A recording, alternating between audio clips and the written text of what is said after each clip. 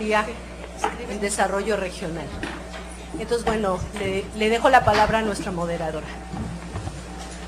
Gracias, doctora Anguiano. Muy buenos días tengan todas y todos ustedes.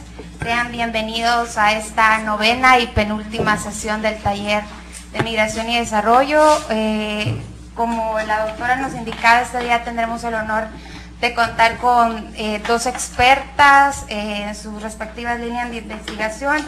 Y antes de darle la palabra a la doctora Malvesini, pues recordarles la dinámica que muy bien ya conocemos y que hemos venido desempeñando durante todos estos días. Le daremos un espacio a la doctora para que haga su ponencia por 45 minutos.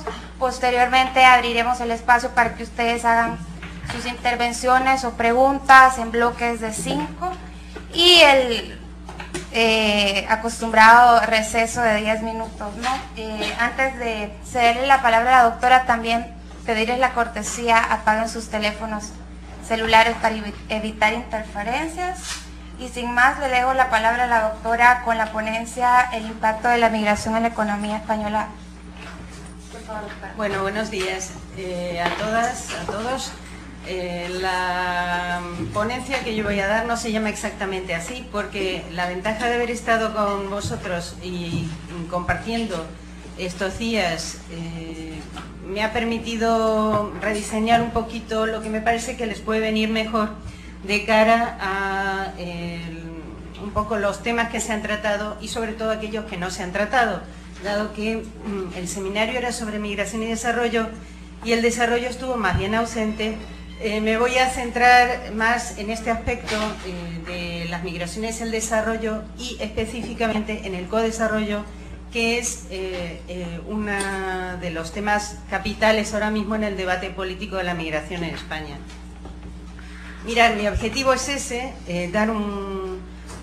desarrollar este tema central del codesarrollo en el marco español. El marco español lo voy a tomar como ejemplo, pero en cierto modo también este proceso se está dando en algún otro país europeo. Explicar el alcance y la potencialidad que tiene este concepto de codesarrollo como clave para la comprensión del papel de los inmigrantes en la sociedad receptora y en la de origen, es decir, en los dos mundos, ¿no? Enmarcar la evolución de este concepto en la historia reciente de la inmigración, en España particularmente, y en su proceso de transformación de un país que era un país de emigrantes a un país de inmigrantes, que se produjo en muy poco tiempo, en menos de una década, de una forma muy masiva. Y exponer los alcances políticos que tiene este concepto. Por eso yo voy a dividir la exposición en 5 puntos, que es, por un lado, hablar del concepto de codesarrollo. Vamos a definir un poquito el vocabulario, que es desarrollo, qué estamos diciendo cuando hablamos de desarrollo, el tema de la cooperación o la ayuda, que va ligado al tema del desarrollo, el tema de la incorporación o integración, lo que hemos denominado codesarrollo normativo, todas las políticas de codesarrollo de la Unión Europea, el codesarrollo espontáneo que se genera por la práctica de la existencia de inmigrantes en la sociedad española. Me voy a centrar específicamente en los aspectos macroeconómicos y económicos porque son temas que se han tratado aquí y quisiera también dar otra perspectiva con respecto a la que vosotros habéis visto. También me voy a referir al codesarrollo normativo, es decir, aquellas políticas que en materia de codesarrollo se han dado en España en el contexto europeo. Y finalmente algunas ideas sobre por dónde pueden ir estos temas ahora que en lugar de estar en pleno auge, pleno crecimiento económico, estamos en un momento de comienzo de una crisis que no se sabe qué características va a tener y realmente es un momento de cambio, muy posiblemente. Mirad, vamos a hablar de estos temas de concepto vivo. Según el año que uno lea un determinado libro o artículo sobre codesarrollo, puede encontrar una definición. Y esto es muy interesante porque quiere decir que no es que la gente sea inconsistente, sino que realmente hay un debate y se va avanzando en esta idea hasta consolidar determinados consensos, ¿vale? Pero antes que nada voy a hablar de un poco del tema de desarrollo, porque aquí hemos hablado, pero no hemos profundizado y me parece que podría venir bien hacerlo. Mirad, en primer lugar, el concepto de desarrollo es un concepto polisémico, lo utilizamos en el aula cotidiana como muchos conceptos sociológicos, para hablar de tal niño se ha desarrollado una tormenta, se ha desarrollado un conflicto, generalmente con un sentido de progreso, lo del conflicto, que ha progresado el conflicto, ¿no? Generalmente tiene una carga biologicista, es decir, yo planto una semilla, se desarrolla una planta. Bien, es un concepto histórico y político. El concepto de desarrollo surge después de la Segunda Guerra Mundial, en el marco de las teorías de crecimiento y la modernización.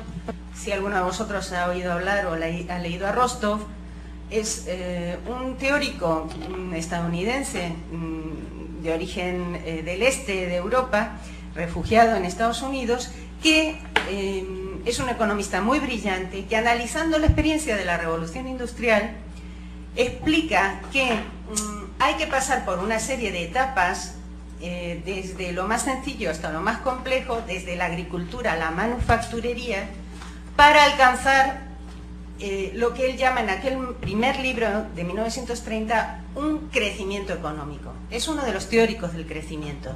Pero después de la Segunda Guerra Mundial, cuando se constatan las diferencias entre los distintos grados de crecimiento y las distintas situaciones sociales en los países, los primeros estudios comparativos de después de la Segunda Guerra Mundial, se observa que realmente no es solo un tema de crecimiento económico, sino que conviene empezar a hablar de desarrollo. El mismo Rostov reescribe el libro y le cambia el título. En lugar de las etapas de crecimiento económico, se llama las etapas del desarrollo económico. Bien, en este contexto de la Guerra Fría surge el concepto en el marco de la división entre primer mundo, mundo capitalista, segundo mundo, el mundo soviético, y el tercer mundo, que eran aquellos no alineados o que podían caer en uno de los dos bandos.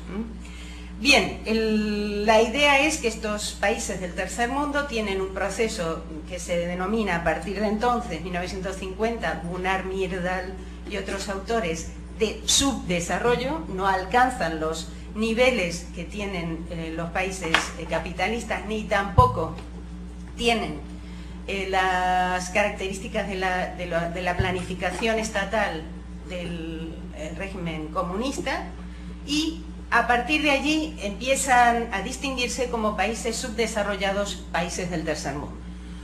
Y una serie de autores empiezan a reflexionar sobre qué es lo que les lleva a estar retrasados con respecto a los países ricos. Se observan estos estudios comparativos que uno de los problemas que hay es el enorme peso de la agricultura. El segundo problema que hay es que en los países pobres la distribución de la renta es mucho más desigual que en los países de renta media o renta alta. Cuanto más pobre un país, peor distribuye la renta entre sus habitantes. Y esta parece ser dos características que se van a mantener más o menos a lo largo de las décadas.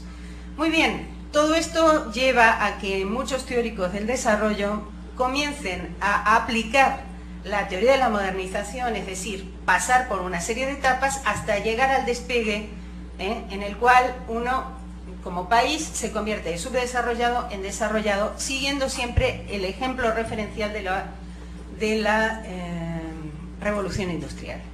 Bien, esto a su vez en el contexto geopolítico de entonces da pie a todo un movimiento marxista, neomarxista, a establecer que realmente ahí lo que sucede es que estos países nunca van a poder llegar al nivel de desarrollo de los países capitalistas debido a que están explotados por ellos, y por esa razón se establecen teorías como las de dependencia o las de intercambio desigual que tratan de mirar cuáles son las razones por las que los países pobres están dominados por los países ricos, cuáles son los mecanismos y cómo eso les mantiene retrasados.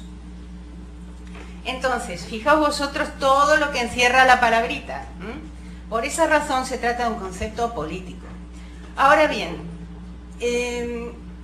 llegado un momento que es el momento de los años 60, donde ya las Naciones Unidas establecen como objetivo la idea de que el desarrollo de las personas, no solamente el crecimiento económico, tiene que ser un objetivo mundial, se establece por primera vez el objetivo de llegar al desarrollo social, y ese desarrollo social ya no incluye solamente la renta, sino que también incluye aspectos como la educación y la salud, medidos en términos de esperanza de vida y de mortalidad, o sea, sobre todo la mortalidad infantil.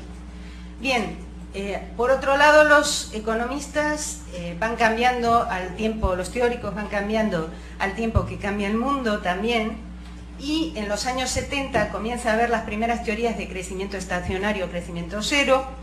¿Qué significa esto? Que ya a partir de 1973 y con la primera crisis del petróleo, pero incluso antes, algunos neomalthusianos están hablando de que hay una bomba de población, que no se puede seguir creciendo como meta, sino que realmente lo que hay que hacer es desarrollarse sin crecer, desarrollarse en aspectos sociales, políticos, sin crecer económicamente.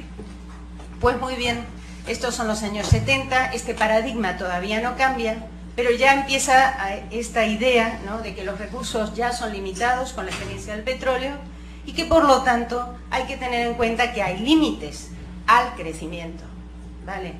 Entonces, esta imagen, este paradigma que está allí, coincide más o menos con un cambio político importante en los años 90, la caída del muro de Berlín, desaparición de aquella bipolaridad, primer mundo, segundo mundo, muy progresiva, pero con todos los acuerdos de desarme muy rápida en términos de seguridad.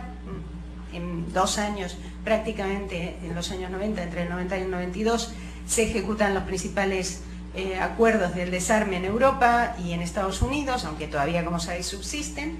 Por lo tanto, ese primer mundo, segundo mundo ya no existen como tales. ¿Y cuál es el lugar del tercero? El lugar del tercero sigue estando en el subdesarrollo en muchos casos, pero empiezan a haber países emergentes, como los dragones asiáticos, que comienzan a tirar sin hacer las etapas de rostro, sin dejar de lado la agricultura y con un método propio. Bien, tenemos entonces un proceso en el que llegamos a los años 90, 1992, cumbre de las Naciones Unidas en Río de Janeiro, primera cumbre mundial donde se une el concepto de desarrollo al concepto de sostenibilidad o sustentabilidad ambiental.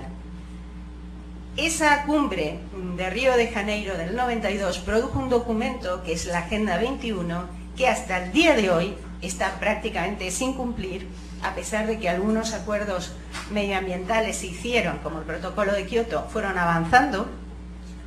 Pero básicamente la Agenda 21 está prácticamente sin cumplir, y una buena parte de esa Agenda 21 es la Agenda Local 21, que tiene como objetivo aplicar esa idea de desarrollo social y desarrollo sustentable. Voy a decir sustentable, que es lo que la mayor parte de vosotros decís, ¿verdad? En España se dice sostenible. Bueno, la agenda local prácticamente no se ha aplicado, aunque tiene toda una serie de métodos para aplicarse en el ámbito local. Por lo tanto, tenemos ya la idea de crecimiento estacionario, tenemos la idea de desarrollo social, se agrega la idea de sostenibilidad ambiental, y ahora nos va a faltar el desarrollo humano. Y efectivamente, en los años 90, gracias al influjo de un economista que es premio Nobel, Amartya Sen, de origen indio, que es uno de los grandes pensadores de un montón de temas importantísimos, imagino que lo conocéis algunos de vosotros, pues, y al mismo tiempo con la idea paralela de que existen necesidades humanas más allá de las culturas, que es una teoría que desarrollaron en Inglaterra un economista y un médico, que son Doyle y Gath, teoría de las necesidades humanas, pues se ha hecho digamos, una especie de mix en el que tenemos, por un lado, el desarrollo social tradicional, la idea de necesidades humanas universales, la idea de sostenibilidad ambiental. Vale. Entonces, una idea interesante que incluye SEN y que recoge el Programa de Naciones Unidas para el Desarrollo, el PNUD, en su primer informe sobre desarrollo humano, que es de mediados de los años 90. Fijaos, todo esto ocurre en muy poco tiempo. Entonces, ¿qué pasa? Ahí se incluye la idea de medir el desarrollo humano de los distintos países, compararlos entre sí y tomar una serie de criterios que sean más allá, como dice aquí en subrayado, más allá de carecer de un ingreso suficiente. ¿Por qué? Y esto es algo que se ha dicho aquí y a mí me interesa destacar. El tema de la renta o el ingreso medido en dólares, incluso deflactado en poder adquisitivo, me da igual, no mide más que un elemento. La pobreza o la riqueza incluye también el bienestar. Y ese bienestar implica el acceso a la satisfacción de necesidades humanas básicas. ¿Cuáles son? Las que vosotros sabéis. Sanidad, educación, vivienda y, como dice SEN, la expansión de las libertades. En Naciones Unidas hubo un debate si era libertad, era democracia o qué se ponía. Finalmente se ha puesto el concepto de libertad o independencia.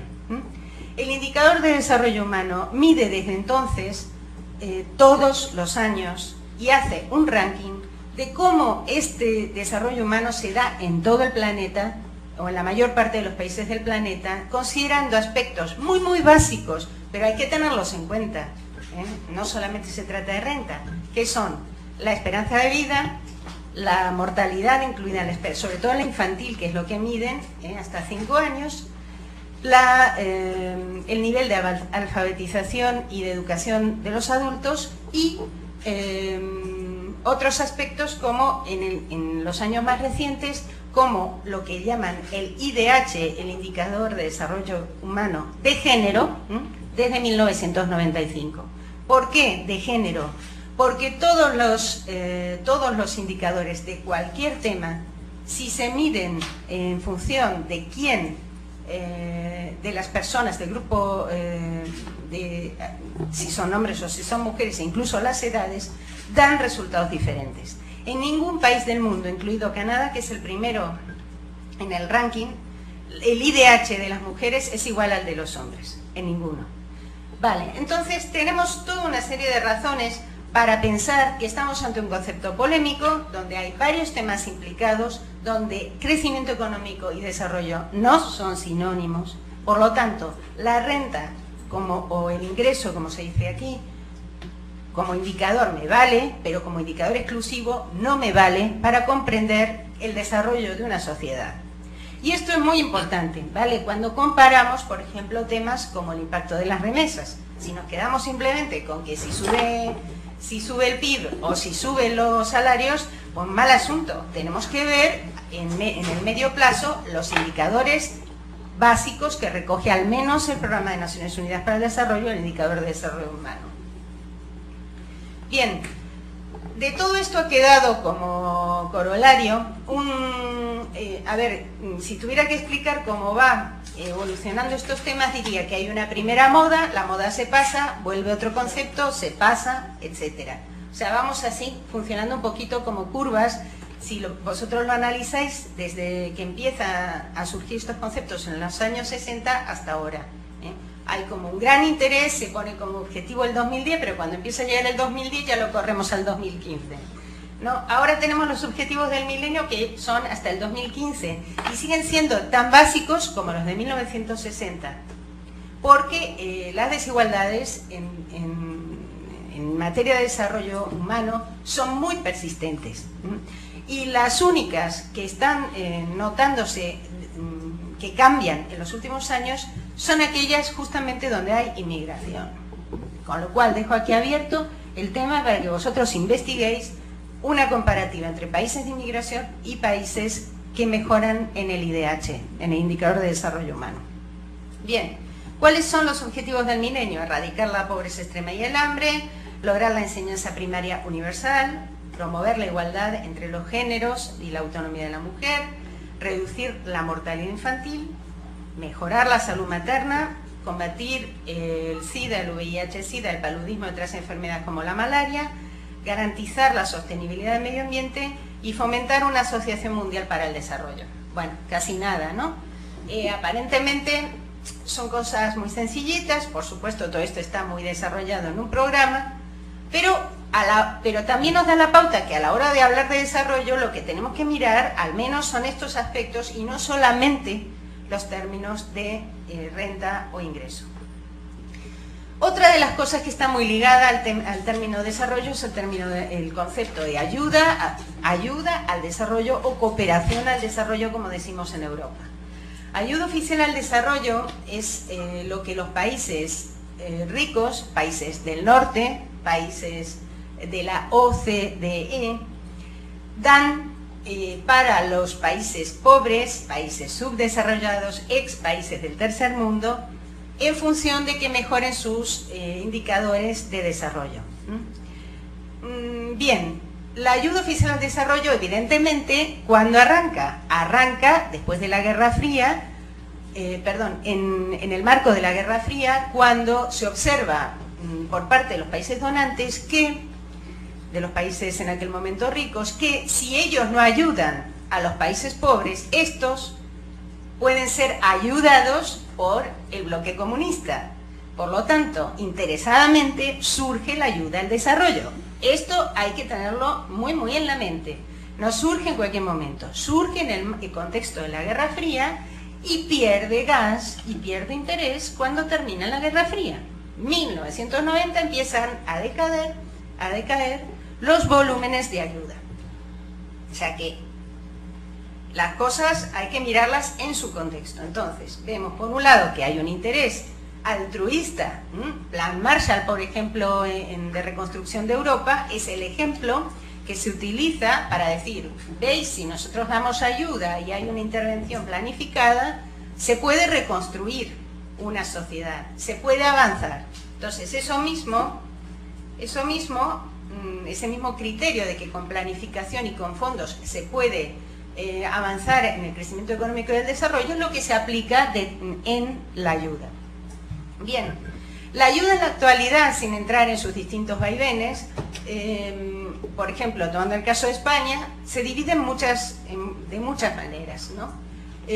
Puede estar centralizada por un organismo del país, generalmente son los ministerios de Asuntos Exteriores, puede estar descentralizada, en España, por ejemplo, cada comunidad autónoma, cada provincia y cada municipio tiene ayuda al desarrollo.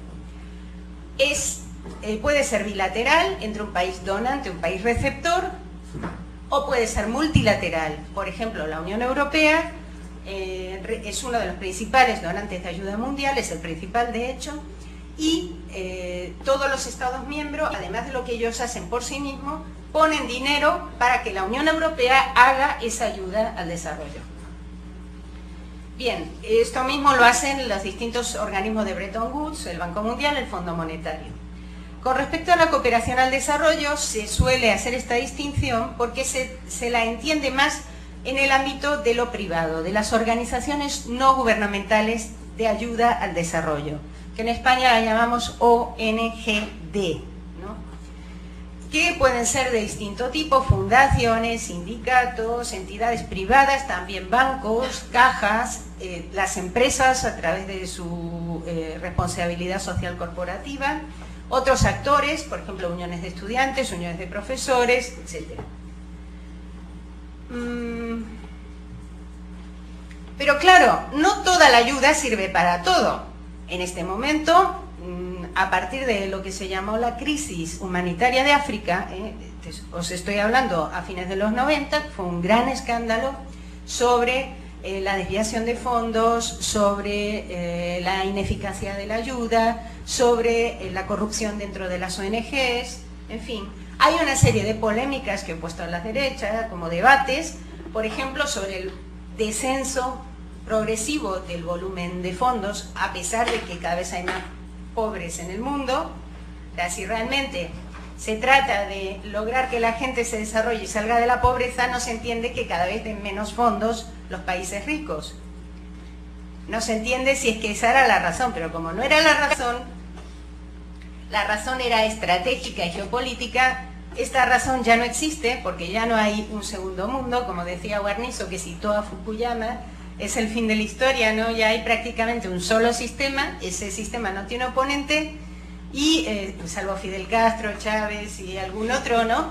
Pero, a ver, entonces ya no hay la necesidad de otorgar grandes planes, por ejemplo, alianzas para el progreso, como Kennedy en los años 60, después de la crisis con Cuba, ni grandes dotaciones de ayuda. Y a esto cínicamente se le llama en el debate la fatiga del donante. Como si se hubieran fatigado, claro, es que ellos pusieron dinero, no consiguieron que la gente se vaya de la pobreza, y oye, ¿para qué se van a seguir molestando, no? El tema de los destinos. Muchos países utilizan la ayuda dirigiéndola hacia aquellos destinos que les interesan por razones estratégicas, políticas y sobre todo comerciales. Todo el mundo hace unos años le dio por hacer mucha ayuda con China, viendo la que se venía a venir. Y efectivamente, otro de los temas vinculados es el carácter ligado. El carácter ligado significa que es un quid pro quo. Yo te doy, pero porque a mí me interesa y tú me vas a dar. Yo te doy ayuda, pero tú me das a lo mejor materias primas, ¿no? Hay temas también de pseudoayuda, lo que se denomina la accountability, que es la cuestión de a quién dan cuenta las ONGs, la transparencia, los problemas de corrupción, cómo se resuelve si es que existen, etc. En los países receptores, el gran tema, y que ha salido también en este debate, es, vamos a ver, muchos de los países receptores de ayuda son realmente países de rentas medias. Eso significa que lo que hay es básicamente un problema de mala distribución de esa renta y esos recursos. Entonces, ¿qué pasa? Le viene de perlas que haya ayuda, porque así no tienen que mover el statu quo. Es decir, hay una especie de desresponsabilización de la obligación, el compromiso del Estado en esos países de asumir ellos la satisfacción de las necesidades humanas de su población. Es el caso de Argentina, por ejemplo. No es un país pobre, es un país rico, con una pésima distribución de la renta. Bien, y luego, no todos los proyectos son para todo. Es decir, el hecho de que haya donantes y receptores no significa que esa ayuda tenga un efecto en términos de desarrollo humano. ¿Por qué? Porque muchas de ellas, hasta el año 94, por ejemplo, España, en sus cuentas de ayuda, hacía pasar como ayuda una cosa denominada los créditos FAD, Fondos de Ayuda al Desarrollo, que era en realidad una estrategia para que las empresas españolas se sacasen de encima sus excedentes invendibles en Europa y los colocaran como ayuda al desarrollo, con subvención pública, claro, para todo esto, con créditos a fondo perdido.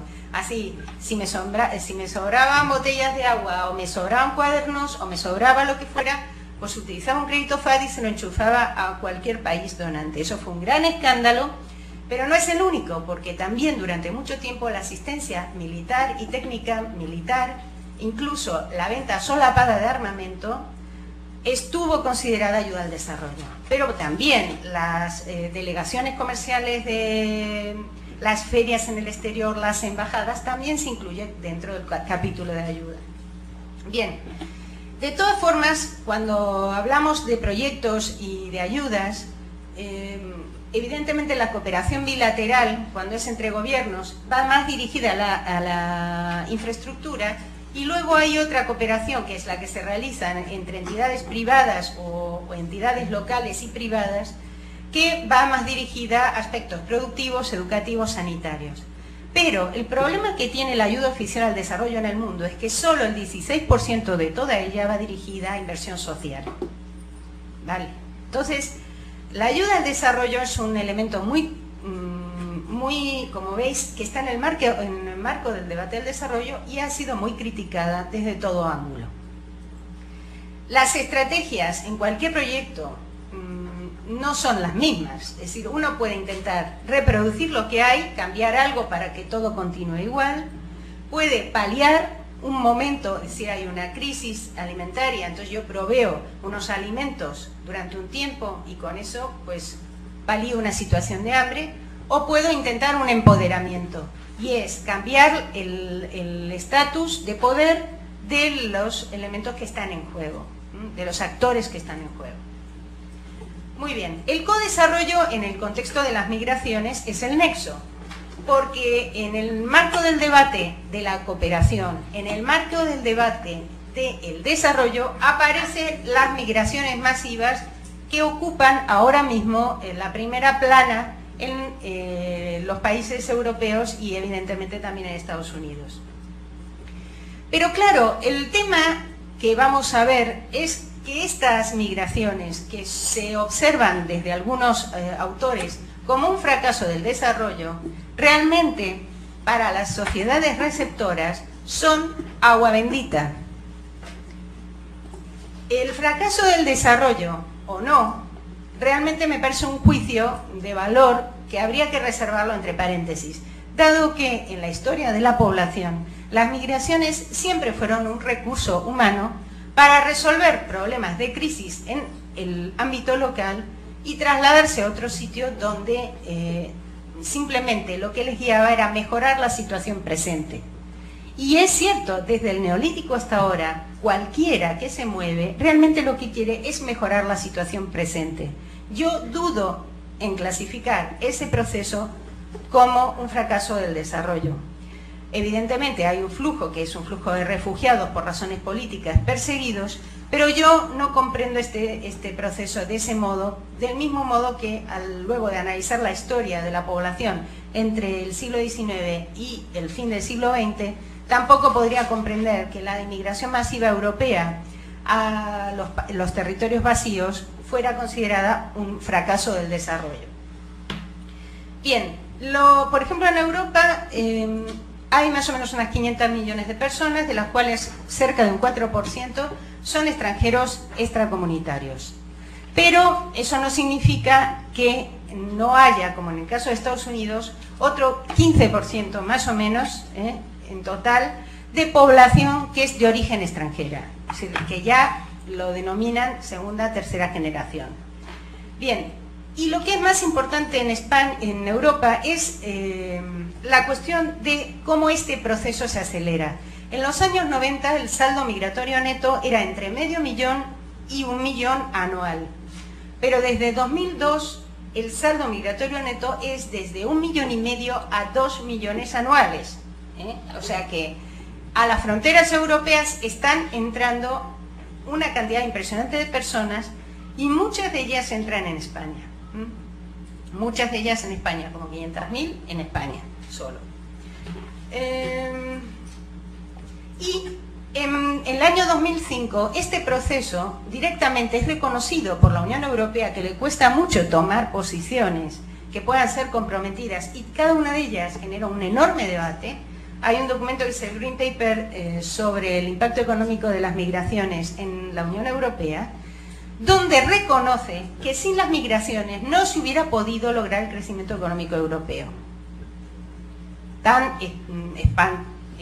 enorme de las últimas décadas.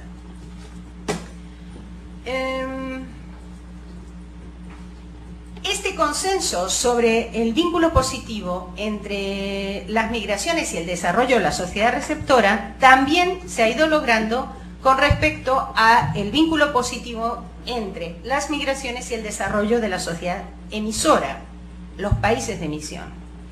Y este consenso ha ido cambiando en muy pocos años.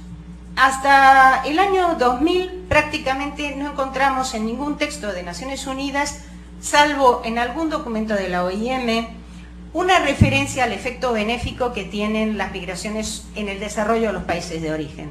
Pero es a partir de entonces donde comienza a haber una serie de documentos importantes de posicionamiento político donde se reconoce que la inmigración es un recurso o una estrategia de desarrollo de los países de origen.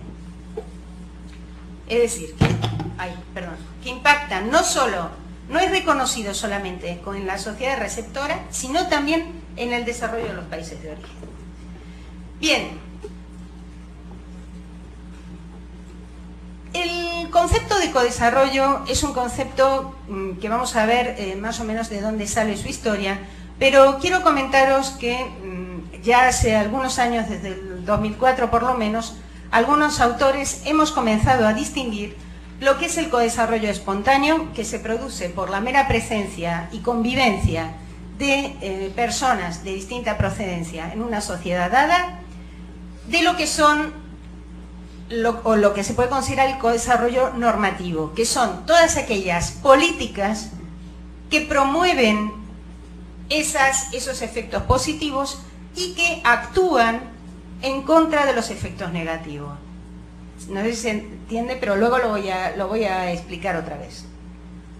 Es decir, por un lado un codesarrollo espontáneo, por otro lado el normativo. El codesarrollo espontáneo entonces es el fruto de la interacción entre individuos y grupos de las sociedades receptoras y de origen, es decir, una perspectiva específica que en este seminario se ha llamado transnacional o transnacionalidad, de las relaciones entre las migraciones y el desarrollo, así como de la incorporación e integración de los inmigrantes en la sociedad receptora. El codesarrollo normativo son los artefactos políticos, es decir, todas las políticas y prácticas de intervención en materia de codesarrollo, tanto como modalidad de cooperación como modalidad de integración. Bien, así es la vida cotidiana en España. Este es la nueva España. Un parque, un locutorio, un ámbito rural, un empleado de la construcción. Y España es un caso, pero no es el único. En la mayor parte de los países de Europa hay un enorme porcentaje de población extranjera. Luxemburgo, por ejemplo, tiene más del 20%.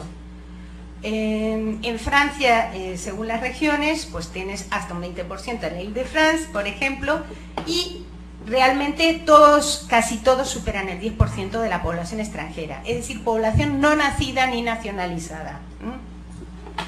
Bien, uno de los que introduce el término de codesarrollo es justamente un francés, que es secretario, yo no soy. ¿Alguien tiene el celular prendido y me están llamando?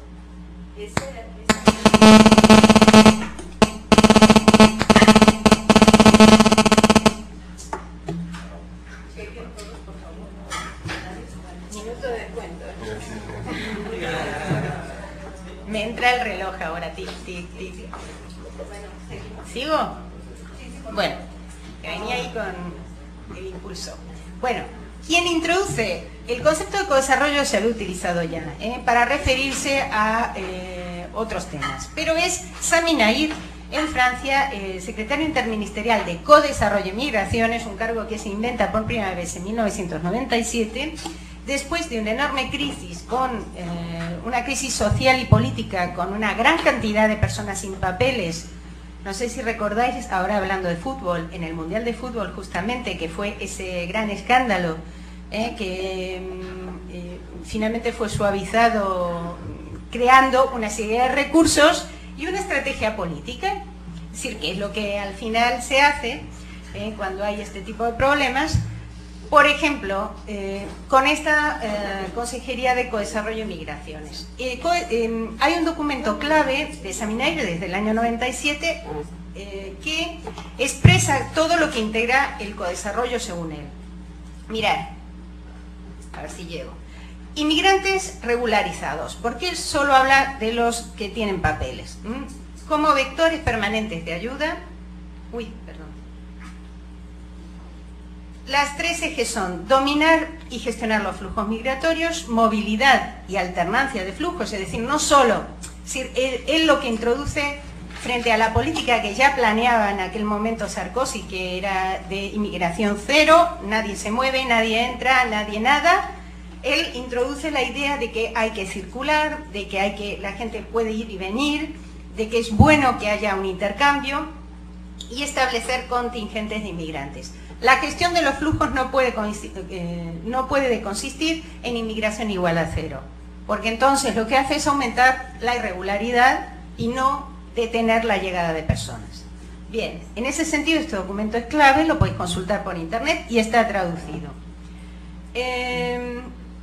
Los inmigrantes desarrollan unas capacidades que tienen que estar potenciadas por la política basada en la fluidez, la multilateralidad, que es como él llama al transnacionalismo, la innovación y la relación horizontal entre los actores. Esto genera unos compromisos bilaterales implicando a nuevos actores que tienen que intervenir en tanto la gestión de los flujos, la integración de los inmigrantes y la ayuda al desarrollo, que son el Estado, las comunidades, las ONGs, las asociaciones de inmigrantes, las empresas y las universidades. Esto está, no os preocupéis por copiarlo porque está en el documento en PDF que os ha enviado Maru. Bien, esta idea de Saminair y la idea francesa es recuperada en la cumbre de Tampere de 1999, que esta cumbre es muy importante porque aquí se diseña lo que será luego la política inmigratoria de la Unión Europea, consistente en 3 ejes, y veréis la similitud con Nair. 1, gestión de flujos, todo lo que se refiere a armonización de procedimientos de asilo, procedimientos de estancia, procedimientos de devolución, etcétera, fronteras, etcétera. 2, integración. 3, cooperación con los países emisores. ¿Vale? O sea, esos son los 3 ejes que hasta hoy se han mantenido, desde 1999. Entonces, en el eje cooperación con los países emisores es donde se implanta la política de codesarrollo de la Unión Europea, que se centra más que nada en ese aspecto. Y, como tal, genera un programa de distribución de recursos. Ahí, perdón.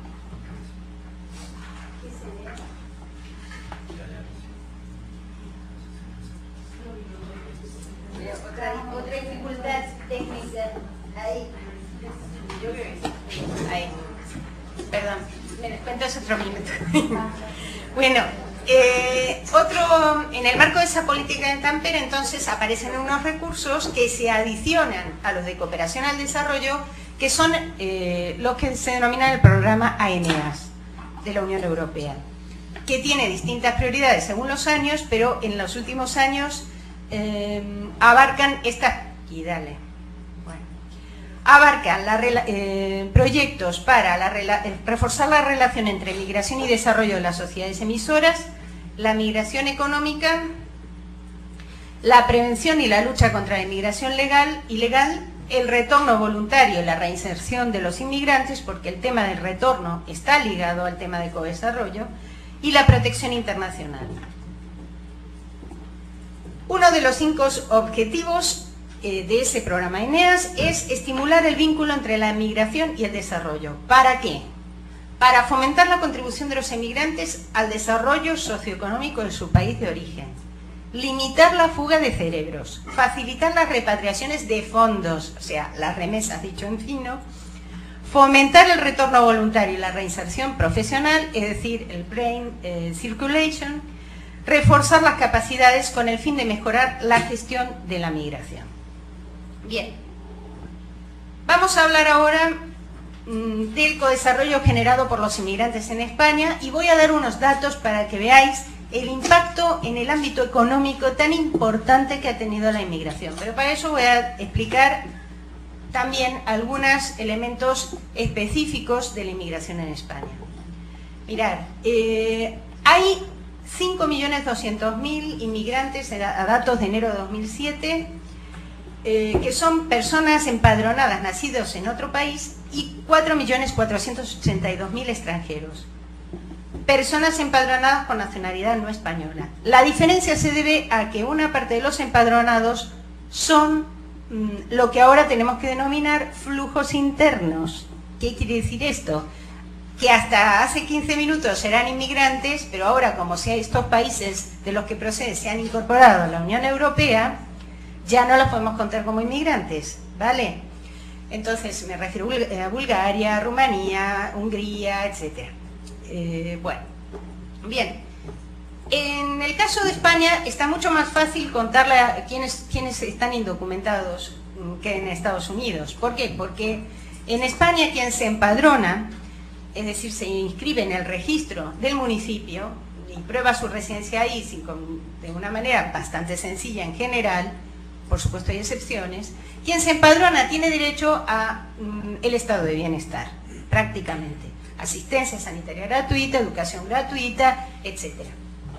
Entonces, incluso todo lo que no puede hacer estando indocumentado, o buena parte de lo que no puede hacer, lo puede conseguir mediante el apoyo muy fuerte que le pueden proporcionar organizaciones sociales como Cáritas, Cruz Roja y otras. Es decir, que conviene a todas luces empadronarse, por lo tanto la mayor parte de la gente se empadrona. Entonces, ¿cómo sacamos nosotros la cantidad de indocumentados? Mediante la resta de los que tienen su tarjeta de residencia con el número de empadronados. Mejor dicho, al revés. Empadronados, tarjeta de residencia, me da un número y ese número son los que no tienen documentos, al cual yo le voy a sumar más, porque hay gente que tiene orden de expulsión y no se puede empadronar, y eso es un porcentaje menor, pero también existe. Es decir, que es una resta bastante sencilla, no tenemos que andar haciendo mucha elucubración, ¿vale? España, según el FUNUAP, es el tercer país del mundo que más incrementó su población inmigrante en términos absolutos desde 1990, tras Estados Unidos y Alemania. Es el país que tiene es uno de los países con mayor número de trabajadores extranjeros, superando en números absolutos a tradicionales países como Francia y Reino Unido, e incluso en términos relativos a Estados Unidos y Alemania. Es decir, el proceso es muy intenso, en muy poco tiempo, y realmente muy masivo. Pensar que la población de España son 45 millones de personas, con los inmigrantes incluidos. De los extranjeros empadronados en el 2007, el 38% procede de alguno de los restantes 26 miembros de la Unión Europea, es decir que es bastante mezclado.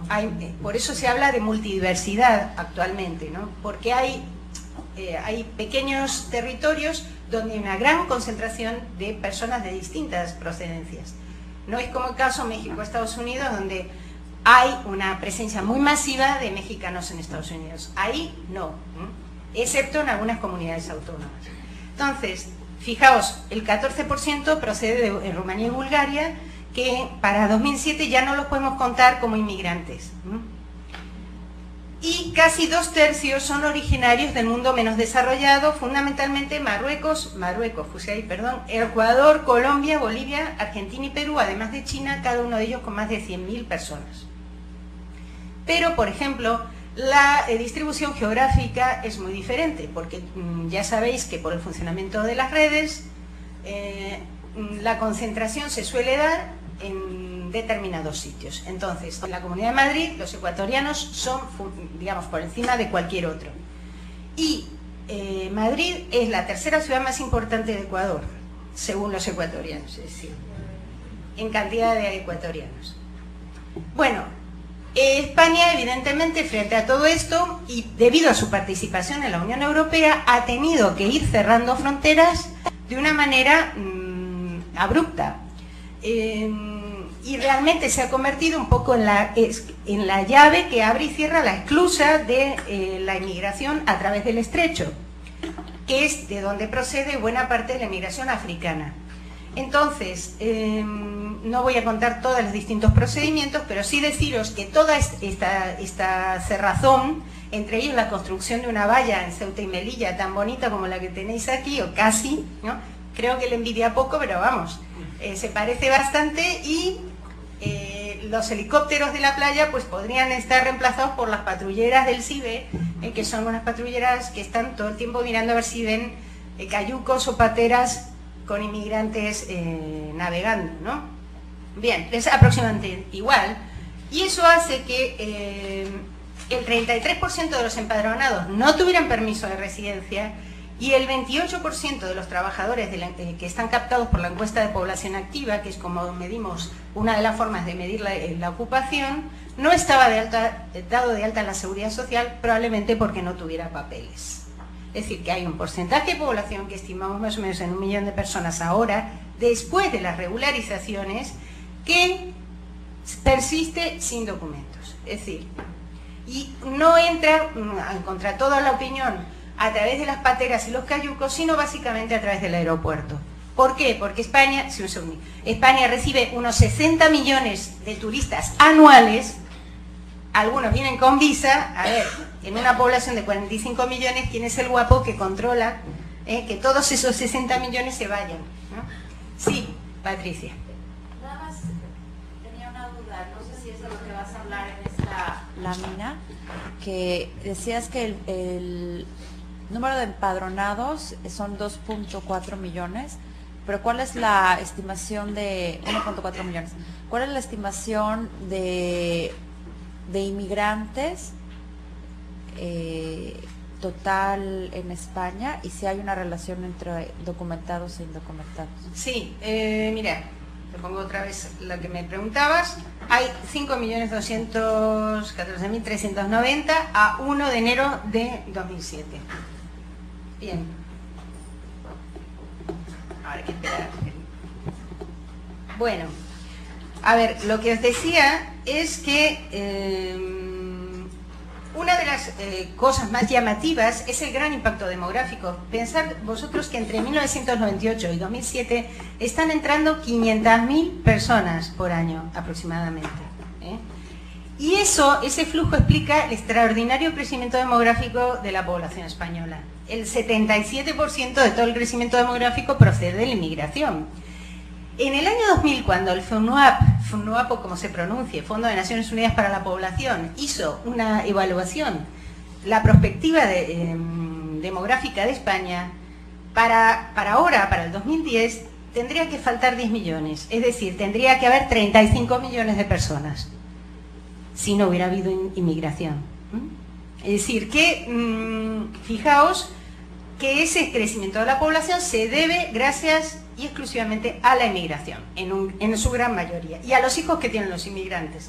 Porque la baja tasa de natalidad de los autóctonos, que ya es un problema digno de estudio de los demógrafos, ¿no? Porque es de las más bajas de Europa y de la OCDE, explica que cada vez estos tengan un peso mayor en el crecimiento vegetativo, pero fijaos, el 12% de los partos en el año 2005 eran de madre y padres extranjeros y otro 6% de parejas mixtas. Es decir, y luego hay aproximadamente un 40% de matrimonios mixtos, que es un dato que me he olvidado de poner aquí, pero que también está indicando que en todas las variables demográficas hay una enorme presencia de la inmigración que ha transformado la fisonomía del país, afortunadamente evitando el colapso, ¿no? Fijaos, estos son datos de la Oficina Económica del Presidente y voy a utilizar varios de ellos para dar unas ideas muy rápidas, ¿no? Fijaos que la tasa de crecimiento de la población desde 2000 es la más alta de la historia, con un 1,5%, superando el baby boom. Y esto ha representado, en un contexto de bajas tasas de fecundidad, un incremento de digamos, hay dos elementos: el incremento de la esperanza de vida de la población autóctona, que ha llegado a sus cotas más altas históricas, con lo cual tenemos una población enormemente envejecida, y la inmigración, que es la que ha rejuvenecido esta pirámide. Y el escenario demográfico sombrío de 10 millones menos que se planteaba en Naciones Unidas en el 2000 para España, pues no se ha dado, ¿no? Las previsiones hoy sitúan un crecimiento de alrededor de 53 millones, perdón, llegar hasta los 53 millones en el 2050, manteniendo la tasa actual de inmigración. Pero hay un dato importantísimo, hay otros datos que creo que son menos conocidos y me interesa compartir. El 50% del empleo creado en los últimos 5 años ha sido de inmigrantes. Según la encuesta de población activa, de los 2.630.000 puestos de trabajo creados entre 2001 y 2005, 1.300.000 fueron ocupados por inmigrantes. Y ello ha sido, fijaos, compatible con la reducción de la tasa de paro. Es decir, que el argumento de que vienen a quitar empleos no se dio y está comprobado. Al contrario, lo que han hecho es crear empleo y ocupar puestos de trabajo que no estaban siendo ocupados por la población autóctona. Los inmigrantes aportan una mayor tasa de actividad, que es 10 puntos superior a la de los nativos, y una tasa de empleo que es 6 puntos superior. Por lo tanto, gracias a los inmigrantes, España está cumpliendo los objetivos marcados por la Estrategia de Lisboa de empleo, de llegar a una cota determinada, y sin ellos no lo podría cumplir. El nivel educativo promedio de los inmigrantes es superior al de los nativos. Se habla de brain drain. Evidentemente llegan con unos permisos que están orientados a la agricultura, a la construcción y el servicio doméstico, pero esos permisos no les atan de por vida, ¿eh? O sea que el nivel educativo hace que haya una movilidad social ascendente. Y tengo también otra información que no he aportado aquí, pero no da tiempo porque no es el tema. Pero sí que es cierto que no se da el estancamiento, más que si hacemos un análisis fotográfico. Si lo vemos hoy, dices, ah, sí, muchos están ocupados en estos sectores, pero hay que seguir la cohorte para ver la movilidad geográfica. Eso se ha hecho en algunos estudios en Estados Unidos, pero no se ha hecho todavía en España. Sin embargo, hay un tema importante, y eso el gobierno de España es consciente, y es que el envejecimiento solo se ha retrasado por la entrada de los inmigrantes, no lo ha resuelto, solo lo amortiguará si siguen llegando en el futuro, con lo cual está muy claro que es necesario mantener una cuota alta, yo no sé si tan alta como 500.000 anuales, pero una cuota importante de inmigración en España. El impacto de la inmigración del Producto Interior Bruto es enorme. Hemos visto ya la población y la renta per cápita, pero también hay impactos indirectos, por ejemplo, en la tasa de actividad de los nativos, en la tasa de paro de los nativos y en otros aspectos. A través de la población, los inmigrantes han pasado de contribuir al crecimiento del Producto Interior Bruto de España en un 7% entre 1996 y 2000 a casi un 40% en los últimos 5 años. Es decir, que su aportación es superior a lo que representan en términos de población. Bueno, hay por supuesto los detractores que dicen, claro, como hay mucha mano de obra, no se invierte en tecnología. Eso es cierto, la productividad está bastante, no ha aumentado, sobre todo las inversiones en tecnología se han mantenido bastante reducidas, pero el efecto, otros indicadores importantes como el efecto sobre la tasa de empleo es positivo y creciente. Hay un tema que me interesa destacar, que es el de la renta per cápita. La presencia de los inmigrantes ha tenido un impacto neto en la renta per cápita de todos los españoles en 3 puntos en el periodo 96-2005 y de 2 puntos en los últimos 5 años. Esto equivale a una aportación por persona de 623 euros a la riqueza española. En los últimos 10 años, además, más de un punto porcentual de crecimiento anual se puede asignar a la inmigración. Es decir, que el crecimiento en más de un punto ha sido producido por los inmigrantes, y en los últimos años esto se ha acelerado superando el 50%. Y hay un tema importante, y es que la incorporación de inmigrantes al mercado español, al mercado de trabajo, ha permitido aumentar la tasa de actividad femenina.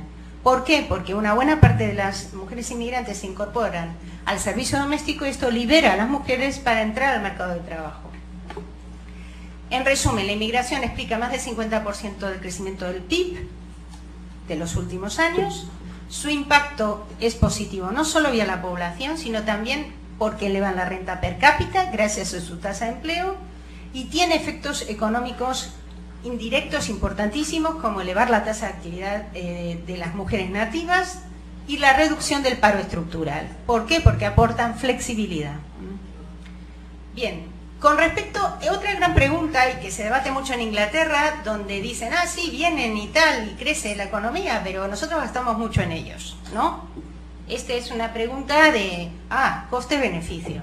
Bien, fijaos lo que pasa en España. Los inmigrantes aportan 23 millones de euros a los ingresos públicos, que representa el 6,6% de la recaudación total, pero reciben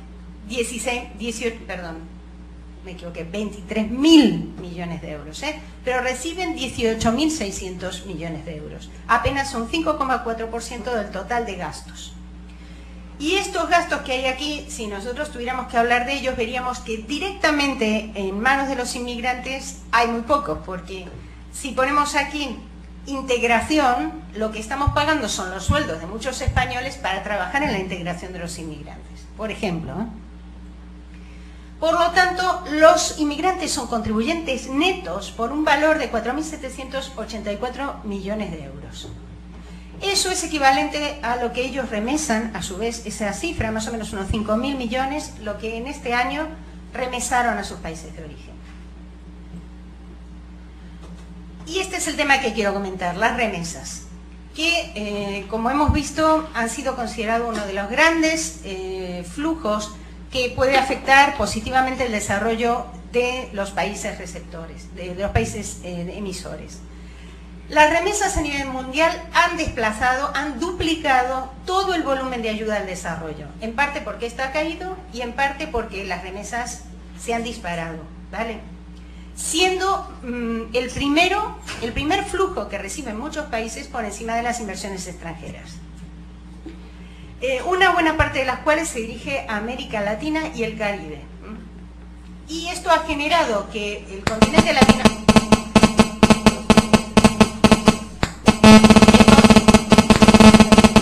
No tendré una cierta electricidad yo. Bueno. Si les pedimos que revisen todos los celulares encendidos. Como sea un fantasma. Bueno. A ver. Decía que las remesas han provocado un cambio estructural en América Latina, donde la mayor parte de los países, o sea, el continente en sí, no crecía desde los años 70 en términos del Producto Bruto. Y a partir de la llegada de las remesas se está creciendo en algunos países a unas tasas del 4, del 5%, hasta del 6% anual. Una de las mayores fuentes, evidentemente, de envío de remesas es Estados Unidos, pero la segunda es España. Los inmigrantes que viven en España han enviado más o menos unos 7.000 millones de euros en el 2006, y más o menos son 5.000 en el 2005. Es decir, que cada año aumenta ese volumen de una manera increíble. Fijaos cómo es la curva: 313 millones en el 94, 6.807 millones en el 2006. La evolución impresionante que tiene el envío de remesas. Bueno, ¿cómo impactan estas remesas? Yo voy a decir, además de las cosas que se dijeron, algunas que no se dijeron. Representan el compromiso de los migrantes de atender las necesidades de la familia, dan lugar a una distribución de medios financieros a hogares y sectores del país que tienden a padecer desventajas económicas y tienen un sesgo de género, es decir, analizadas según quien envíe y quien reciba, tienen un impacto diferenciado. Suscitan repercusiones macroeconómicas y tienden a no disminuir al producirse una fase de depresión del ciclo económico. Hay un estudio muy interesante sobre cómo las remesas aumentan cuando hay graves problemas económicos o crisis del estilo catástrofe en huracanes, el tsunami, etcétera, en los países de origen de los inmigrantes. Ofrecen la posibilidad y tienen la capacidad de generar riqueza en el hogar y en la comunidad a los que se remiten, y lo más importante, y un poco por eso discutía yo con Canales el otro día, provocan efectos multiplicadores porque promueven los 5 componentes de la integración económica mundial. Es decir, la remesa no es solo la remesa, no es solo el impacto en el PIB o en los salarios.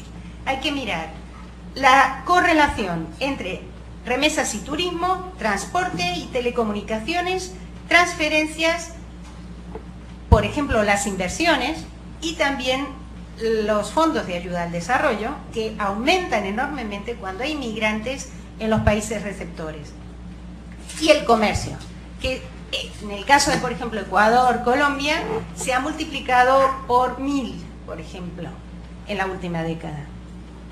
Es decir, que las remesas son unos flujos que en sí mismos representan mucho en términos micro, meso y macro, pero también arrastran, generan otros efectos sobre otros componentes que permiten una mejor integración de la economía del país de origen de los inmigrantes en la economía globalizada.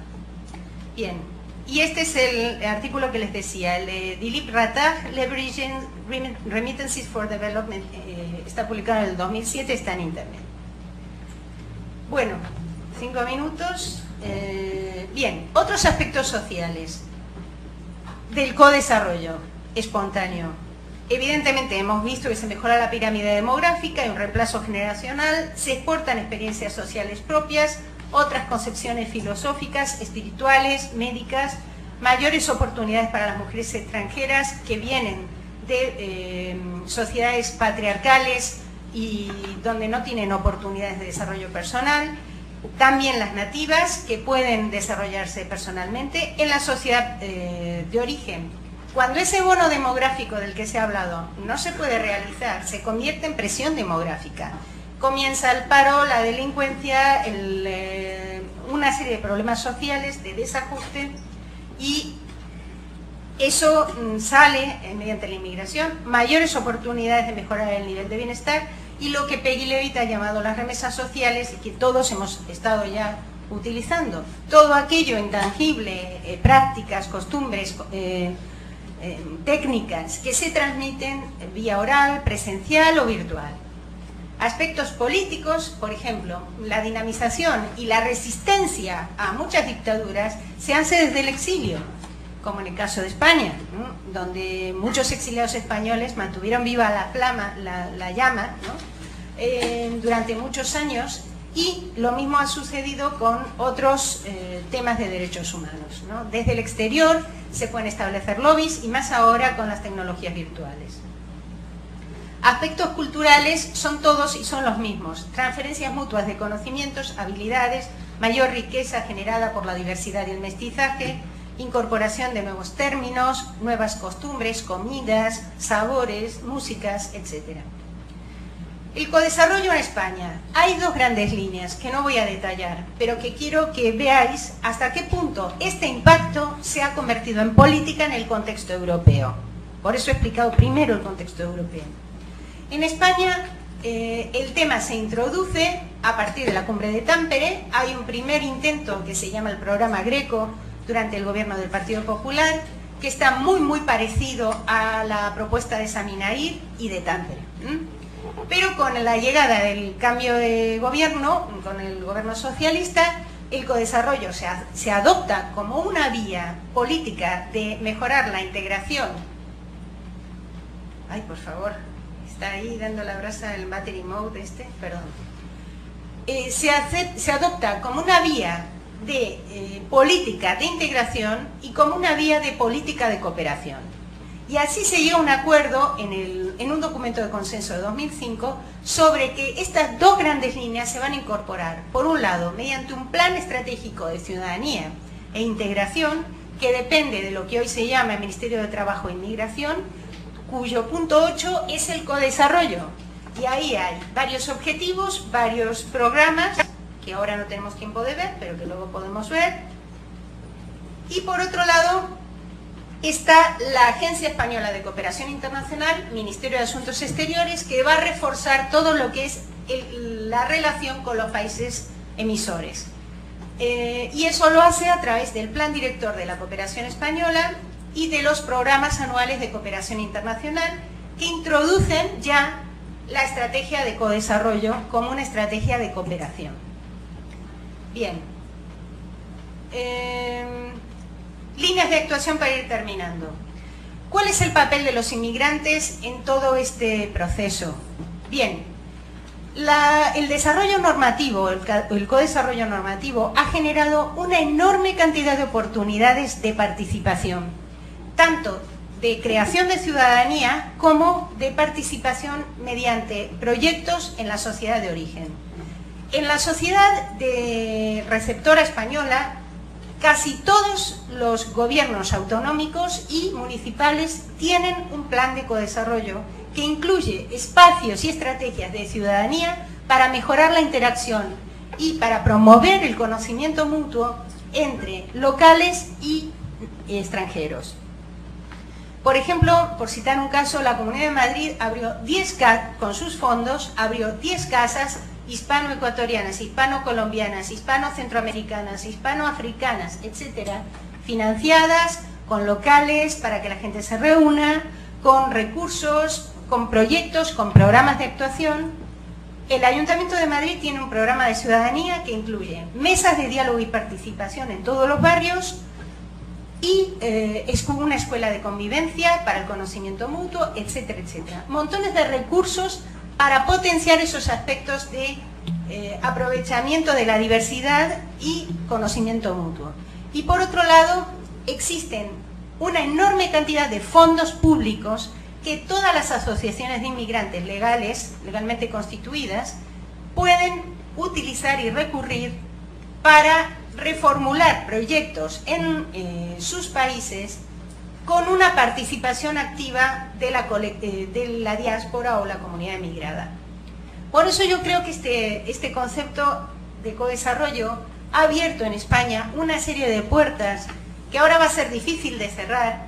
La valoración es compleja porque es muy reciente, como lo acabáis de ver, y con esto termino, para tu tranquilidad, Noemí, y depende del momento histórico, evidentemente. Ahora nos adentramos en una crisis y no sé hasta qué punto toda esta valoración positiva, todo este clima de ir resolviendo pacíficamente los conflictos, etcétera, se va a seguir manteniendo, sobre todo después de la directiva de la Unión Europea del 18 de junio, es decir, cuando estábamos ya reunidos aquí, que facilita y promueve la detención de personas indocumentadas, la devolución inmediata, etcétera, etcétera. Pero sí que es cierto que hay que tener en cuenta la historia de la sociedad receptora y la historia de los países emisores para comprender cómo va a darse este proceso de codesarrollo en el futuro. Muchas gracias y hasta aquí.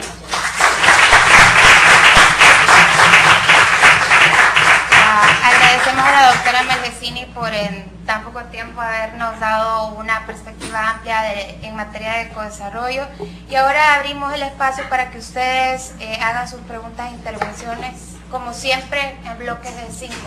Empezamos por Camila, luego está Javier, a ver, Fabiola, Bárbara. Me falta uno, ¿verdad? Rogelio.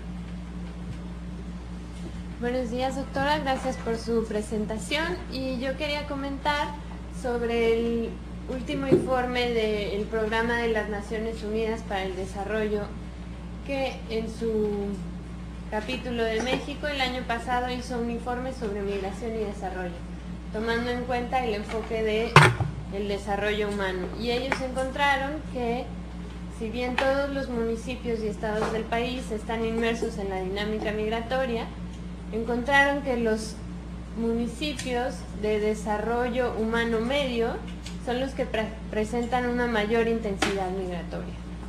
Entonces quiero preguntar si cree que esta es una perspectiva o un enfoque realista, si sabe si este patrón se repite en otros países, y si es así, y si la ayuda al desarrollo es efectiva, ¿no está entonces contribuyendo a la emigración en las comunidades de origen, por lo menos a corto plazo? La ayuda. Sí, la ayuda y el codesarrollo. Sí, bueno, muy interesante la presentación de la profesora Marchesini. Yo tenía una pregunta sobre el concepto de codesarrollo. Bueno, si Nair, en la definición que usted presentó en el PowerPoint, aparecía como un concepto dirigido hacia inmigrantes regularizados, ¿no? El énfasis es en regularizar y poder controlar de manera regular los flujos migratorios, ¿no? Que es un poco el énfasis que OIM tiene también en sus políticas de migración y desarrollo, ¿no? Y desde mi experiencia muy particular en España, además yo pude observar cómo muchos de los fondos de codesarrollo se dirigían hacia las organizaciones formales de inmigrantes. La pregunta en concreto es, ¿el concepto de codesarrollo no tiene un sesgo muy vinculado hacia los inmigrantes regularmente asentados en España y a los que están más formalmente organizados, que sería la élite en la pirámide de un colectivo inmigrante, y no descuida o invisibiliza a la base de la pirámide conformada por inmigrantes irregulares, no organizados, que participan menos, que son la gran mayoría? ¿Cuál sería su comentario? Sí. Buenos días, muchas gracias por su plática muy interesante. Bueno, yo estoy estudiando migración calificada, migrantes calificados, y el año pasado, en septiembre, octubre, se habló de la tarjeta azul en la Unión Europea. Esto como una reacción ante la competitividad global por estos cerebros que se está dando entre Canadá, Australia, Estados Unidos y bueno, la Unión Europea. Estaba negociando entre los países que la conforman, y bueno, yo quería saber su opinión sobre de qué manera favorece al codesarrollo, tanto los países que están expulsando a los cerebros o a los talentos y los que están recibiendo, en el caso de España e Italia. La pregunta es en qué manera estos estados receptores están facilitando la regularización de estos cerebros para que logren una movilidad, yo no le llamo, no sé, social, más económica, más laboral, y que esto represente una ventaja competitiva para el país receptor y también se refleje en una ventaja para el país expulsor. Esa sería mi pregunta. Gracias. Varias organizaciones internacionales ya han discutido y escrito mucho sobre los vínculos entre la migración internacional, ¿no? Y que puede aportar hacia las metas de desarrollo del milenio 2015, ¿no? Y en particular creo que hay una meta, no sé bien cuál, pero capaz que es 12, el número 12, ¿no? Que está hablando de partenariados para el desarrollo y que las remesas pueden brindar algo en cuanto a esto. Y entonces me gustaría saber si estaban estos oficiales y actores intergubernamentales hablando específicamente del marco de codesarrollo, y si es así, o sea, cuáles implicaciones hay en esferas transnacionales. Y bueno, pues me parece que usted tiene una imagen positiva de eso, pero quisiera preguntarles, ¿no?, también a todos si realmente se puede armar partenariados así horizontal, sin relaciones de poder, y quién defina cómo es este modelo de partenariados, ¿no? Y la segunda pregunta chiquita que tengo es en cuanto a la migración hacia España y género, y en cuanto a la contribución positiva que usted ve en una mayor participación en el mercado laboral de las mujeres españolas, en cuanto como resultado, ¿no?, de la migración. Me gustaría saber también cuáles serán los impactos menos positivos para las mujeres, o sea, específicamente para los que están trabajando más que nada en la esfera doméstica, ¿no? Y si, cuáles son, bueno, algunos de los impactos que se ve allí en Madrid y en las ciudades entre estas dos clases de mujeres. Gracias. Muy bien. Rogelio. Sí, gracias. Nos mostró los beneficios que ha traído a la economía española la inmigración en el mercado laboral y en general, ¿no? Pero mi pregunta es, ¿cuál es la posición de la población nativa a la presencia de los inmigrantes? ¿Reconoce la población nativa que es beneficiosa para ellos la inmigración? Lo pregunto porque constantemente en los cartones o en los moneros del país aparecen notas donde se habla cómo se les discrimina. Recuerdo en Romiu y en El Roto. Recuerdo una que dice se rentan o se regalan pateras para que regreses a tu lugar, ¿no? Y también recordamos una nota que vimos el año pasado donde una inmigrante colombiana era golpeada por un muchacho en el metro. Ecuatoriana. Bueno, sí, pero fue en España, ¿verdad? Sí. Barcelona. O unas notas donde están desalojando a unos inmigrantes que tienen sus casas construidas irregularmente en unos cañones y los vecinos dicen que pues que los tienen que quitar pues, porque ellos, los vecinos, no son gitanos y sí trabajan, refiriéndose como que los inmigrantes no lo hacen, ¿no? O sea, ¿qué nos podría decir al respecto? ¿Ya? ¿Puedo contestar? Bien. Muchas gracias, son preguntas, como siempre, muy buenas. A ver, Camila, el informe del PNUD. Lo que tú me preguntas sobre México, sobre si realmente las zonas de desarrollo humano medio tienen una mayor propensión a migrar, esa sería un poco la pregunta. Toda la experiencia muestra que lo que no es migración compulsiva o forzada, es decir, porque te persiguen, porque te van a matar, en general estamos hablando de gente de clase media, socioeconómicamente, es decir, que no estamos hablando, aun cuando nosotros, por ejemplo, vemos en llegar una patera con un montón de gente muy desarrapada y que parecen pobrecitos, están muy delgados y tal y cual, realmente esos son la clase media, los que han logrado estudiar, los que han reunido el dinero, lo que su familia les ha podido pagar el viaje, del lugar de donde proceden. Entonces, sí que es cierto que existe esa cuestión. No migra todo el que quiere, sino el que puede. Y el que puede tiene que tener salud, tiene que tener recursos. Y es cierto, eso yo creo que se da en todas partes. Con respecto a Javier, que me preguntaba, el énfasis en los regulares, es cierto, toda la cuestión ahora es discriminar negativamente a aquellos que no tienen papeles, que erróneamente la gente llama ilegales y en realidad son personas indocumentadas.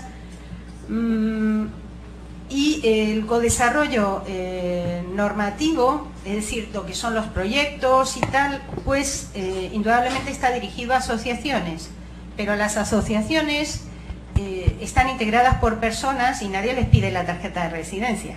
Es decir, el hecho de que se organicen y se inscriban legalmente es un trámite bastante sencillo y no hace falta que todos sean documentados.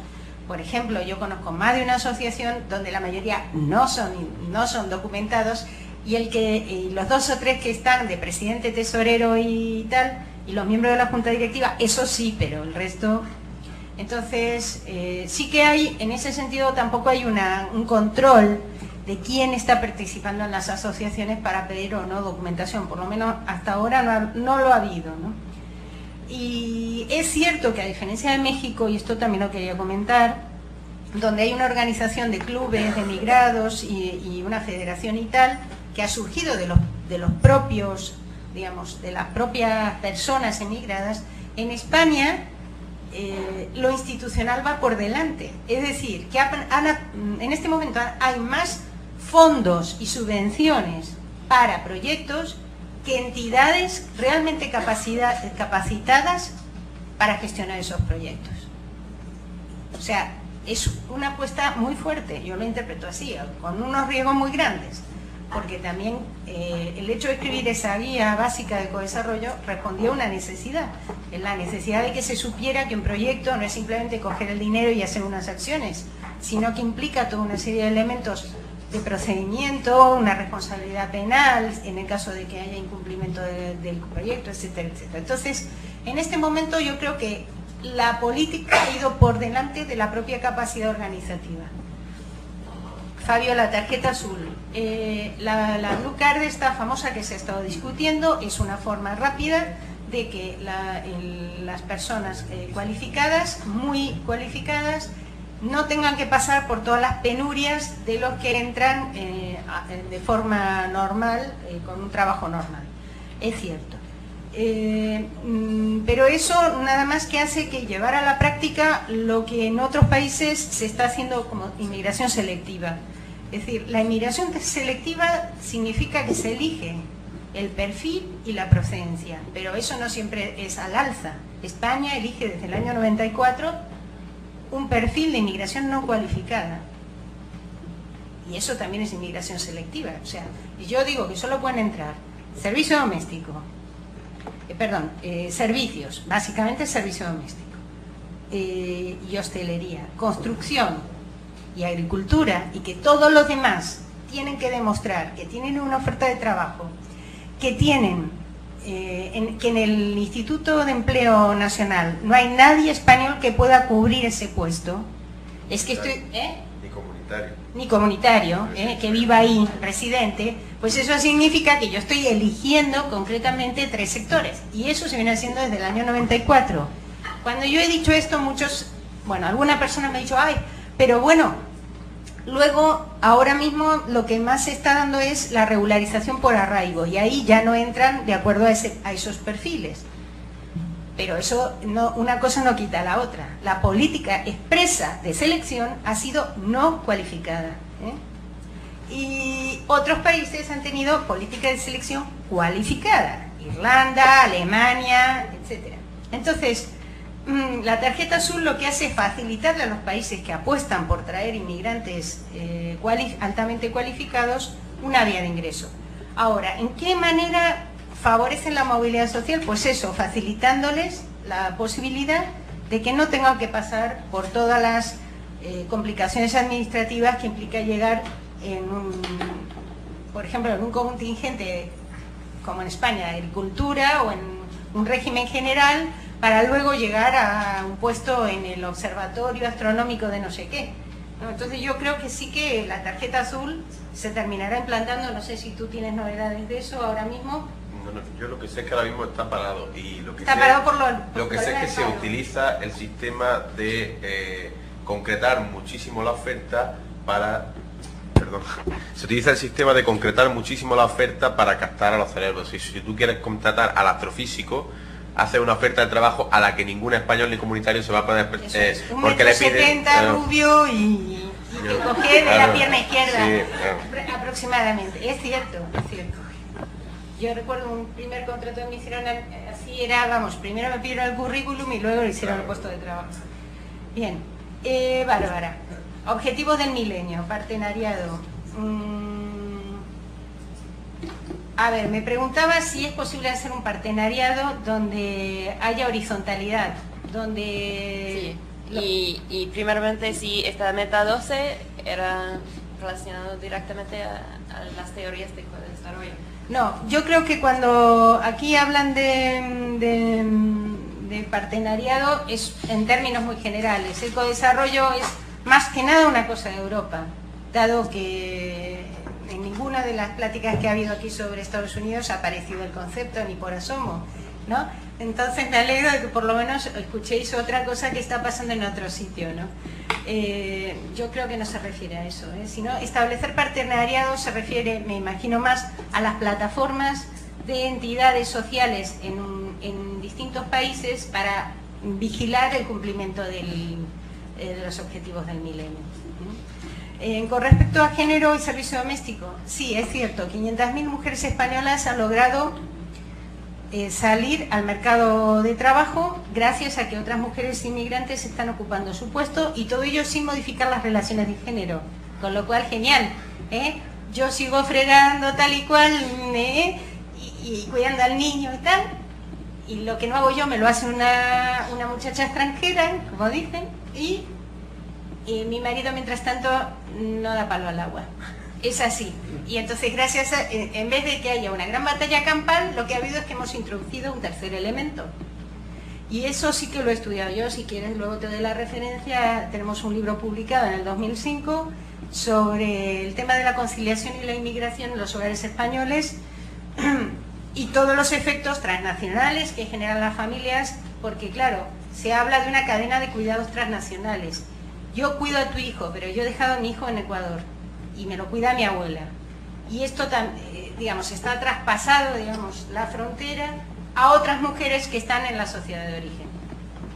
Sí que es cierto que el servicio doméstico es un trabajo que en el ámbito de la intimidad genera mucha problemática, porque claro, en la intimidad y a puertas cerradas muchos problemas surgen y no son visibles ni públicos.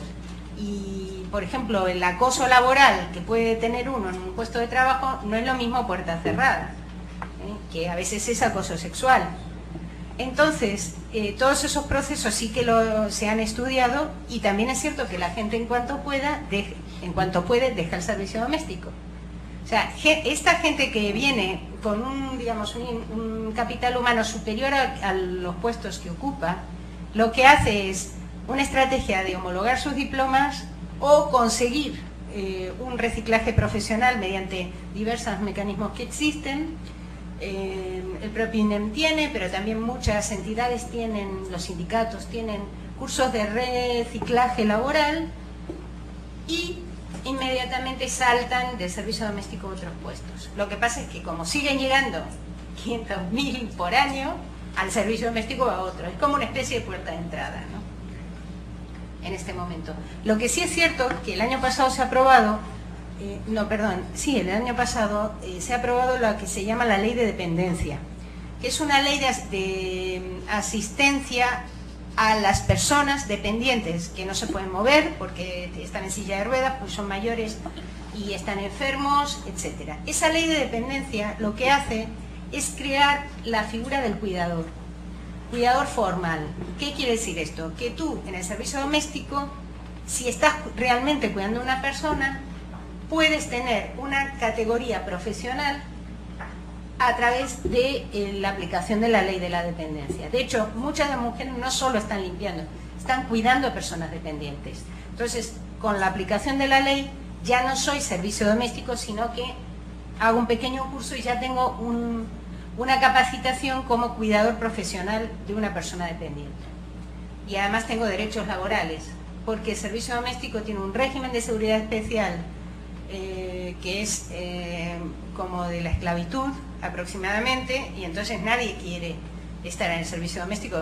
No tienes licencia por enfermedad, ni vacaciones, la cotización a la seguridad social te da luego una jubilación pésima, etcétera, etcétera. Bien, Rogelio, la posición de la población nativa. Este es un proceso muy masivo, muy corto, en muy corto tiempo. Imagínate, en España todavía, dijimos, hay 5 millones de extranjeros, ¿no? Que hay más realmente, porque hay gente que, ya dijimos, está en situación irregular, puede haber medio millón más, ponle, 1 millón. Bien, en muy pocos años, muy pocos años. En una población que tampoco era tan grande, que eran 40 millones de personas, 39. Entonces, indudablemente, en ese proceso social de enorme transformación, todavía siguen viviendo casi 2 millones de españoles en el exterior. Es indudable que aparezcan episodios de distinto tipo, entre ellos manifestaciones como... ¿Pero por qué llama la atención lo del metro de Barcelona? Porque es un hecho bastante aislado. En general, aunque hay actitudes de xenofobia y racismo, estas no tienen el volumen de otros sitios de Europa. Y sí que es cierto que sorprende, haciendo un análisis a medio plazo, la escasa aparición de episodios de racismo con violencia, como puede haber sucedido en otros países, ¿no? Entonces yo creo que sí, que en el Eurobarómetro aparece, que es un barómetro que se hace a los ciudadanos europeos, aparece que la mayor parte, el 70% de los ciudadanos europeos, cree que en su país hay discriminación, y que si eres extranjera y negra y mujer la llevas fatal, y hacia eso le agregas que eres gitano, que es posible, o roma, no gitano, y gitanos son solo en España, pues todavía es lo peor de lo peor. Eso lo cree la gente, y ese es un dato. En España, los barómetros que hace el Centro de Investigaciones Sociológicas, el CIS, pues demuestran que la inmigración es una preocupación que está entre el 4º y 5º lugar. Primero está el terrorismo, el paro, la crisis de la vivienda, pero va fluctuando, ¿no? Entonces, depende del momento que tú hagas esa encuesta. Pero en general, en los últimos años está entre el 4º y el 5º problema. Pero es normal, tú de pronto vivías por ejemplo, hay poblaciones de 200 habitantes donde se han sumado 500 extranjeros y ahora resulta que la minoría son los locales en las zonas rurales. Y, por ejemplo, otro dato importante que no he mencionado, pero en las zonas rurales, donde se ha asentado el 20% de la población inmigrante, ha permitido frenar el proceso de despoblación, rejuvenecer las edades medias de la población rural, frenar el proceso de masculinización, porque las que se iban, las que despoblaban eran las mujeres con las familias, y, por ejemplo, en Aragón, que es una comunidad autónoma de España, Aragón, de cada 10 niños que hay en las escuelas rurales, 7 son extranjeros. O sea, fijaos, si no estuviesen esos niños, estas escuelas estarían cerradas. Si cierra la escuela, ya no hay centro de salud. Si no hay centro de salud, se termina de ir hasta el último mono. Entonces, el impacto yo creo que hay que medirlo en términos amplios, porque si uno se deja llevar por simplemente elementos puntuales, no te permite ver que semejante masa de gente en tan poco tiempo, en un territorio que no es tan grande, realmente no ha provocado un proceso, al contrario, yo diría que es en muchos sentidos muy positivo, ¿no? Luego hay peligro de guetización en algunas ciudades, en el Raval en Barcelona, en Lavapiés y Tetuán en Madrid, pero claro, una cosa son las ciudades de 500.000 habitantes y más, que son 3 en España, y otra cosa es el resto del territorio, porque la mayor parte de la población española vive en ciudades intermedias, y ahí la relación es mucho más fluida. En la gran ciudad ya hay barrios conflictivos y tal, pero también hay mucha inversión en prevención de conflictos, campañas publicitarias, mecanismos de mediación. Por ejemplo, en la universidad donde yo trabajo, la Escuela de Mediadores Interculturales, en el año 98, abrió una escuela para formar mediadores interculturales, y los mediadores interculturales son personas que median en conflictos originados por la falta de entendimiento, dado que tú crees en tus prácticas y yo en las mías, y tenemos que ponernos de acuerdo para un espacio común. Entonces, es una especie de mediador o mediadora neutral que favorece el diálogo y hace que la gente no resuelva el conflicto de manera violenta. Y ahora, por ejemplo, en la Comunidad de Madrid hablo de Madrid porque es donde vivo, ¿no? En la Comunidad de Madrid hay un servicio de mediadores en todos los municipios de toda la Comunidad de Madrid, y en el Ayuntamiento de Madrid hay otro servicio de mediadores en todos los distritos de la Ciudad de Madrid. Es decir, que siempre hay en servicios sociales un mediador o mediadora al que se puede convocar para que actúe cuando, por ejemplo, el vecino tuyo está organizando con el Ramadán.